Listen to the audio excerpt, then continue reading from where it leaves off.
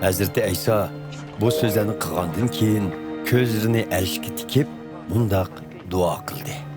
Ey ata, mening vaqt soatim yetib keldi. Sen o'g'lingning ulug'lig'ini ayon qilgin. Buning bilan o'g'lingmi ulug'lig'ingni ayon qilsin. Chunki sen uningga butkul insoniyatdan ustun huquq ato qilding. Buning bilan sen uningga bergan odamlarning hammasiga mangulik hayot ato qilsin.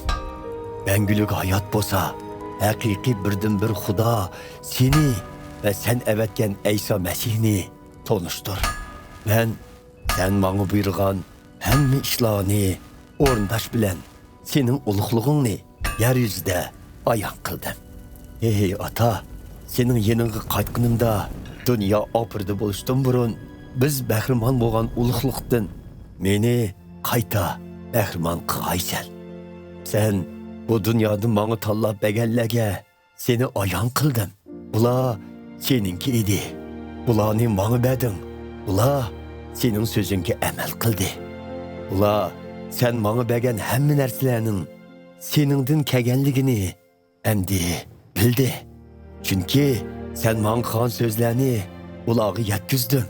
Ularmi qabul qildi. Senden kelganligimni haq deb bilib yetdi. Hamda meni avatganligimga ishondi. Bularga duo qilaman.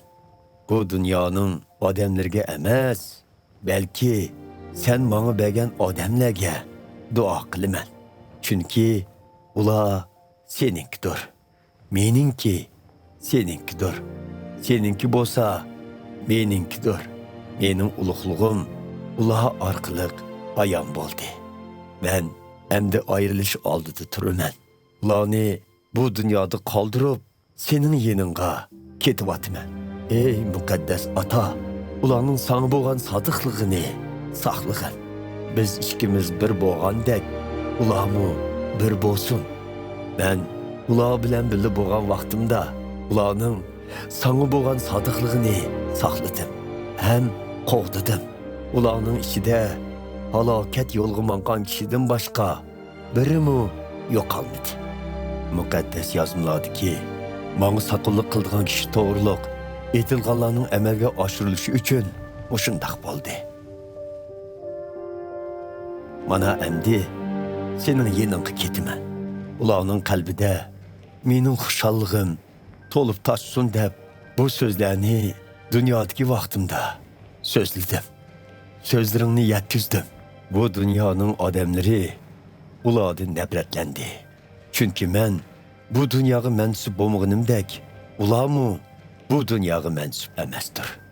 Ularni bu dunyodan ayirib deb emas, balki shaytondan saqla deb tilayman.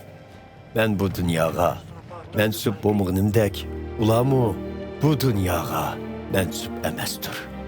Ularni haqiqatin orqali o'zingga atug'izgaysan. Chunki sening so'zlaring haqdir. Sen meni dunyoga avatganingdek, menmi ularni dunyoga avatdim. Ularmi o'zlarini haqiqiy otsin deb o'zimni sana atayman. Men ular uchunla emas, yana ularning yetishtirgan so'zlarini anglab, menga e'tiqod qildiganlar uchunmi duo qilaman. Ularning hammasi bir bo'lsin. Ey ata, sen menda, men senda bo'lgandek, ularmi bizda bo'lsin. Shu orqali bu dunyoning odamlari meni sening avatganligingga ishonsin deb duo qilaman. Biz ikkimiz bir bo'lgandek, ularmi bir bo'lsin deb sen menga bergan ulug'likni ularga ato qildim. Men ularda, sen menda. Bu ularning ittifoqligining mukammallashishi uchundir. Bu dunyoning odamlari shu orqali meni avatganligingni ham meni sevginingdek menga e'tiqod qilganlarni sevdiganligingni bilsin. Ey ata, sen menga bergan kishilarning hammasining men bilan bir yerda bo'lishini ham ularning ulug'lig'imni ko'rishini orzu qilaman. Bu dünya apırdı buluştun burun. Beni söygelligin üçün bana begen uluqluqdur. Ey adıl ata, bu dünyanın adamları seni tanımaydı. Ama ben seni tanıyman. Şagirdlerim meni senin eve kelligini bilidi. Ben seni ulağa ayan kıldım. Yana davamlıq ayan kılıman.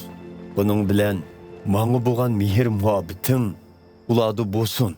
Hem men mu uladı bolay.